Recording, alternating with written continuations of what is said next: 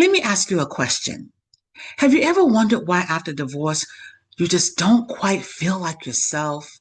I mean, you were expecting to death do us part. So you invested so much of your time, energy, effort, yourself into your marriage, your safe place. And when it ended, not only were you disheartened and perhaps felt a bit lost, but you were also trying to figure out who you are now.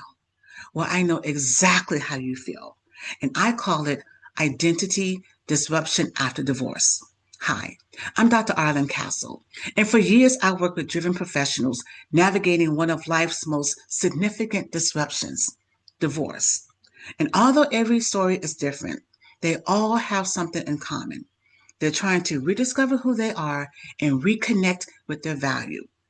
That's why I created a short case study video where I explain identity disruption after divorce and share three foundational principles that have helped my clients reconnect with who they are, move forward with greater clarity, and love life again.